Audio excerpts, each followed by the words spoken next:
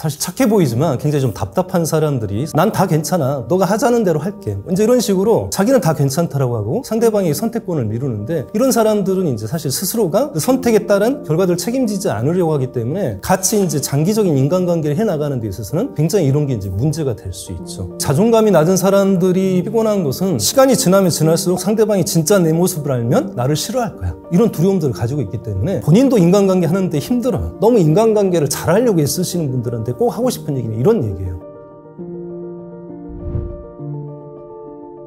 안녕하세요. 책과 삶 구독자 여러분, 저는 정신과 의사 문요한입니다. 오늘 여러분들 뵙게 돼서 정말 반갑습니다.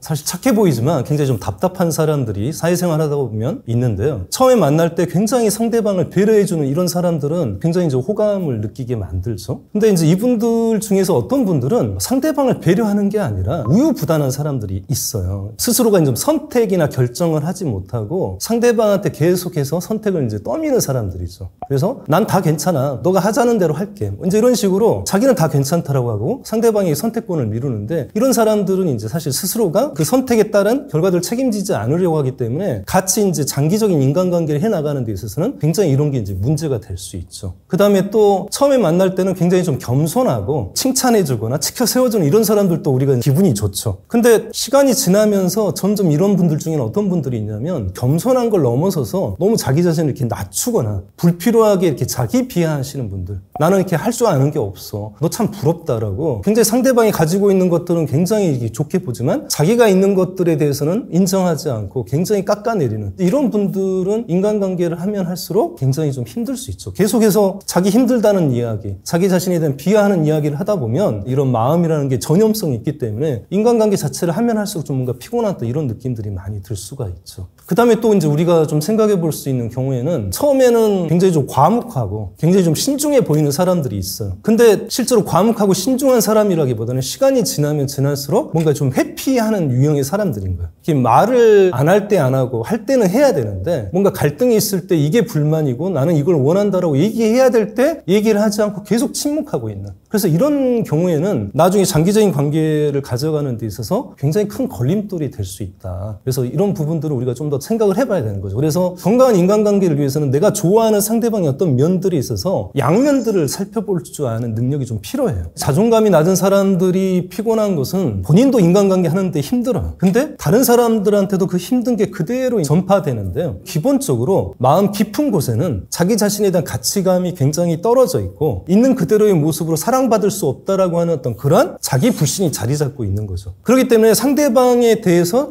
자꾸 어떤 의구심을 가져요. 저 사람이 나를 좋아한다라고 할 때 나는 사랑받을 수 없는 사람이라고 생각하는데 다른 사람들이 나를 좋아하니까 자꾸 의심을 하고 테스트를 하려고 하는 경우도 있고요. 또 반대로 상대방이 자기를 떠날 거라고 생각하거나 싫어할 거라고 하는 두려움들이 있는 거죠. 시간이 지나면 지날수록 상대방이 진짜 내 모습을 알면 나를 싫어할 거야, 이런 두려움들을 가지고 있기 때문에 상대방한테 계속 방어적으로 나가는 거죠. 자기 모습들을 자꾸 이제 감추려고 하거나 혹은 상대방의 호감을 살려고 상대방한테 자꾸 필요 이상 뭔가 자꾸 해주려고 하는 거예요. 근데 그게 이제 상대방이 좋아하는 거면 다행인데, 자꾸 상대방이 원치 않는 어떤 그런 친절들을 베푸거나 원치 않는 배려를 해서 상대방을 피곤하게 할 수 있기 때문에 사실은 인간관계에서 상대방에게도 어려움을 줄 수 있고요. 그 다음에 자존감이 낮은 사람들은 무엇보다도 뭐가 문제가 되냐면, 어떤 상황이나 어떤 문제가 벌어졌을 때 그것을 지나치게 자기하고 연관지어서 부정적으로 해석을 하는 거예요. 그러니까 예를 들어서 나랑 같이 있는 친구가 얼굴 표정이 어두워요. 그럼 상대방의 얼굴 표정이 어두운 이유는 여러 가지가 있거든요. 뭔가 어제 잠을 잘 못 자서일 수도 있고, 그런 여러 가지 상황에서 내가 했던 말 때문에 기분이 상했다라고 생각하거나 뭔가 나랑 같이 있는 걸 싫어한다라고 이렇게 자꾸 생각을 해서 인간관계에서 불필요한 오해나 갈등들이 계속해서 생겨날 수밖에 없겠죠. 기본적으로 자존감이 낮은 사람들은 당연히 이제 아동기 부정적인 경험들을 많이 가지고 있습니다. 청소년기 또래 관계에서도 이제 많이 있을 수 있지만, 사실 그 전에 나를 사랑해주고 돌봐줘야 될 그런 애착 대상, 흔히 얘기하면 부모와의 관계에서 부정적인 경험들을 많이 겪게 된 분들이 있죠. 근데 여기서 말하는 부정적인 경험이란 것은 노골적인 학대나 방치 이런 것도 있지만, 내 자신의 마음을 헤아려 주지 않고 반응해 주지 못하는, 공감해 주지 못하는 이러한 경우들도 얼마든지 우리가 부정적인 경험이라고 할 수 있습니다. 그래서 이렇게 아동기 부정적인 경험을 많이 갖게 되면 아이들은 본능적으로 애착 본능이 강하기 때문에 돌봄과 사랑을 받아야 돼요. 이런 애착 본능이 충족이 돼야 되는데, 이런 애착 욕구가 좌절되면 아이한테는 극도의 스트레스를 받게 됩니다. 그러면 이 아이한테는 불안과 미움과 분노와 이런 여러 가지 좌절감과 감정적인 소용돌이에 빠지게 되는데, 감정이나 감각은 인간의 행동을 결정해주는 원동력이거든요. 기본적인 가장 동기가 감정이에요. 감정은 가장 간단하게 나누면 불쾌한 감정과 유쾌한 감정이 있어요.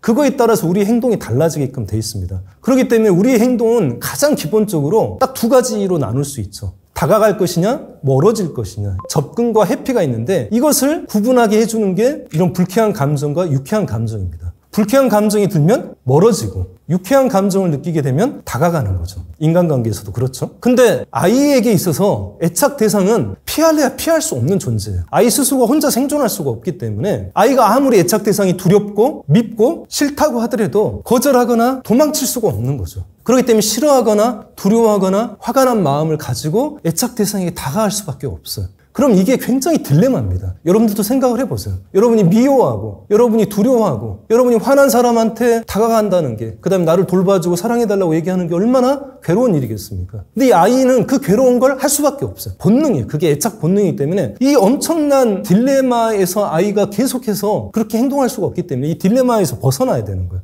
근데 이 아이가 딜레마에서 벗어날 수 있는 방법은 많지 않아요. 딱 하나밖에 없어요. 그건 뭐냐면, 부모가 나쁘다, 부모가 잘못했다가 아니라 내가 잘못했다, 내가 문제가 있다라고 스스로를 탓하는 방법밖에 없습니다. 돌봄이나 사랑을 다시 받고자 하는 거예요. 이게 굉장히 가슴 아픈 얘기고 슬픈 얘기인데, 또 한편으로는 아이에게는 희망적인 얘기예요. 왜 자기 탓을 하는 게 아이에게 희망이 될까요? 아이가 그렇게 생각할 수 있는 거죠. 내가 잘하면, 내가 이제 부모 말을 잘 들으면 나는 사랑과 돌봄을 다시 받을 수 있을 거라는 그런 희망이 생기는 거죠. 그래서 그때부터는 아이가 자기 자신의 마음을 살피지 않고 부모의 눈치를 계속해서 보는 거예요. 그래서 이렇게 자존감이 낮은 사람들은 어릴 때부터 이렇게 눈치 보는 게 때이르게 습관이 돼 있고요. 사람들의 비위를 맞추는 거, 그리고 어떤 갈등이나 문제가 생길 때 내가 상대방한테 순응하는 방식으로 이런 갈등들을 헤쳐나가기 쉽기 때문에, 어른이 되면 아이와 어른의 관계에서 어른과 어른의 관계로 바뀌어야 되는데 바뀌지 못하고 그대로 유아기 관계 방식을 성인이 돼서도 되풀이하는 경우가 많죠. 그래서 자존감이 낮은 사람들은 성인이 되고 난 뒤에도 타인 중심적 인간관계를 맺게 되는 경우가 굉장히 많습니다.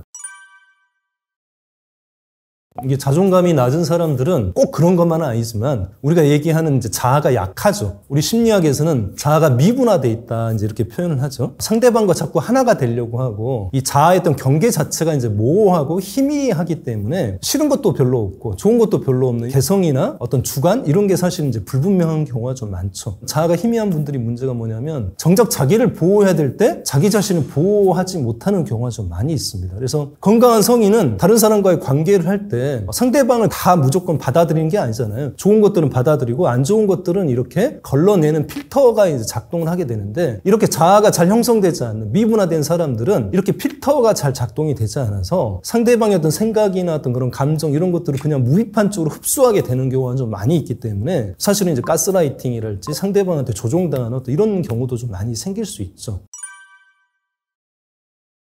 자존감이 낮은 사람들이 애착 손상이 있기 때문에 인간관계에 대한 갈증들이 이제 많이 있습니다. 사람들과의 관계에서 다른 사람보다 훨씬 더 집착하게 되는 경우가 좀 많이 있죠. 애정과 인정과 관심을 끌려고 하는 행동들을 많이 하시기 쉬운데, 그러다 보면 정작 상대방과의 관계가 잘 풀리지 않는 경우가 많아. 그러니까 처음에 굉장히 친절하고 상대방한테 잘해주지만 결국은 그 뒤에 애정이나 인정이나 관심을 끌려고 그렇게 친절을 베푸고 잘해준다는 것들을 결국 이제 드러나기 때문에 장기적인 인간관계를 가져가기가 좀 힘들고 상대방과 자꾸 관계가 엇나가는 경우가 좀 많고, 이분들의 문제는 이제 건강한 자기 세계가 없기 때문에 상대방과 자꾸 이제 하나가 되려고 해서 성인과 성인의 관계에서 조화 균형들을 이제 맞춰나가기 좀 어렵습니다. 다른 사람과 같이 이렇게 잘 지내는 우리라는 관계도 중요하지만, 건강한 인간관계는 나도 있고 너도 있고 우리도 있는 관계가 중요한 거거든요. 근데 이제 자존감이 낮은 분들은 건강한 나가 없기 때문에 너무 우리에게 매달리는 경우가 좀 많아요.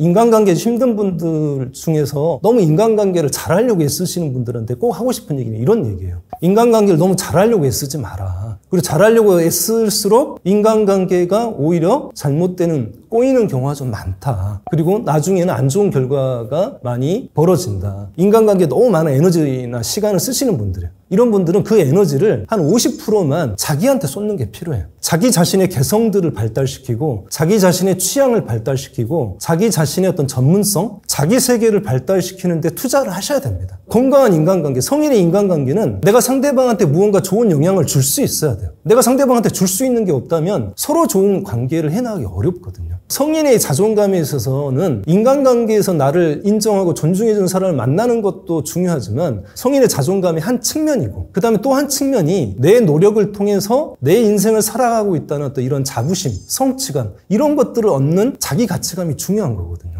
건강한 자기 세계를 발달시키지 않고서 건강한 관계를 만들어갈 수 없다는 게 성인의 관계에서 굉장히 중요하다는 거. 그래서 이 자존감이 떨어지시는 분들이랄지 특히 또 내향적이신 분들이 있어요. 내향적이신데 그런 성격을 너무 싫어하시는 분들. 그래서 친구가 좀 많아야 된다라는 너무 이런 외향적인 걸 선호하시는 이런 분들은 자기 자신을 굉장히 싫어하시고 자꾸 인간관계를 억지로 상대방한테 잘해주고 상대방한테 맞춰주고 굉장히 자기한테 안 맞는 사람들도 자꾸 이렇게 좀 맞춰가려고 너무 지나치게 자기를 마모시켜가면서 인간관계를 하시는 분들이 있는데요. 그렇게 하지 마시고 내가 내 자신의 자기 세계를 갖추고 그러면 자기 색깔이 뚜렷해지고 자기 향기가 나거든요. 나랑 공통적인 관심사를 가지고 나랑 색깔이 비슷한 사람들하고 어울리게 돼요. 그래서 꼭 말씀드리고 싶은 게 많은 사람들하고 잘 지내는 것도 중요한 게 아니고요. 모든 사람과 잘 지내는 사람들은 더 불가능한 얘기고 정말 중요한 건 나하고 잘 맞는 사람, 내가 좋아하는 사람들하고 인간관계를 해나가는 게 중요한 겁니다. 왜냐? 우리가 인간관계에는 시간과 에너지가 있는 거기 때문에 이 시간과 에너지는 무한정 발휘될 수 있는 게 아니죠.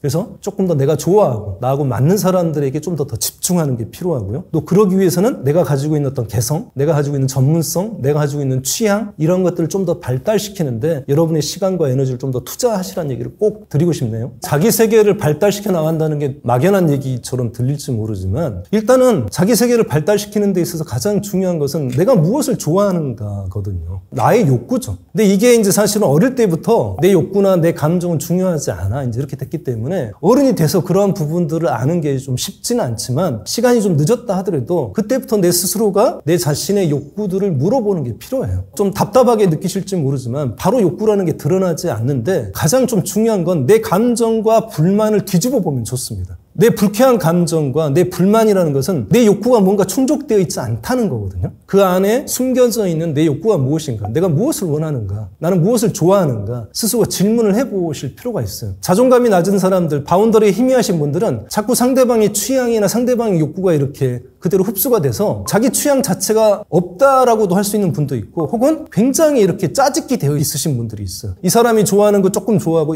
또 이 사람이 좋아하는 거 좋아하고 해서 좋아하는 어떤 노래도 굉장히 뒤죽박죽인 경우가 있어요. 스스로에게 좀 더 진지하게 물어보는 거죠. 내가 좋아하는 어떤 음악 장르가 무엇인가? 내가 좋아하는 책은 어떤 종류의 책인가? 내가 좋아하는 것이 무엇인지를 끊임없이 계속 묻는 게 좀 필요한 거죠. 그걸 통해서 내 욕구를 하나하나 뒤늦게라도 깨달아가는 게 좀 필요합니다. 저는 이제 자기 세계를 형성하는 데 굉장히 좀 중요한 게 이해하는 것에서만 끝나는 게 아니라 그것을 내 삶 속에서 구현하는 게 필요한 거죠. 사실 인생에 있어서 크게 한 3가지 영역이 있는데 일과 관계와 그다음에 여가가 있습니다. 근데 일과 관계에서는 행복을 누리기가 쉽지가 않아요. 내 마음대로 안 되는 요소들이 많기 때문에. 그러니까 사실 가장 행복할 수 있는 시간은 바로 여가죠. 여가야말로 내가 하고 싶은 걸 하는 시간이죠. 근데 많은 사람들이 여가를 굉장히 중요하게 생각하지 않아요. 진지하게 고민하지 않아요. 내가 여가를 어떻게 보내야 될지. 자기 혼자 있을 때 무엇을 하면 내가 행복하는지, 무엇을 할 때 내가 기쁜지를 아는 거예요. 그게 어떤 사람들한테는 악기 연주일 수도 있고, 어떤 사람들한테는 발레일 수도 있고, 뭐 운동일 수도 있고, 어떤 사람들한테는 사진 촬영이랄지, 혹은 합창반 활동일 수도 있고, 사람들마다 굉장히 다 다르거든요. 내 스스로가 결과나 보상 때문에 하는 것도 아니고, 재미를 주는 활동이 나한테 있다면 자기 세계를 만들어가는 굉장히 중요한 핵심이 되는 거고요. 또 그런 혼자 있는 시간을 잘 보낼 수 있기 때문에 가치 있는 인간관계를 해도 내가 상대방한테 지나친 기대를 하지 않아요. 근데 인간관계를 못하시는 분들의 공통적인 특징은 뭐냐면 자력이 기쁨과 행복이 없어요. 이분들은 늘 상대방이 나를 행복하고 기쁘게 해줘야 된다고 생각하시는 분들이에요. 상대방에 대한 기대가 높아서 그 기대가 높으면 인간관계가 잘 될까요? 그럴 리가 없죠. 인간관계의 고통은 기대거든요. 내가 상대방한테 원하는 게 너무 많으면 그게 좌절이 되고 배신이 되고 실망이 되기 때문에 그 기대치를 낮춰야 되는데 그게 머리로 아무리 낮추려고 해도 안 돼요. 자력의 행복을 느낄 수 있는 사람만이 인간관계에 대한 기대치를 낮출 수가 있겠죠.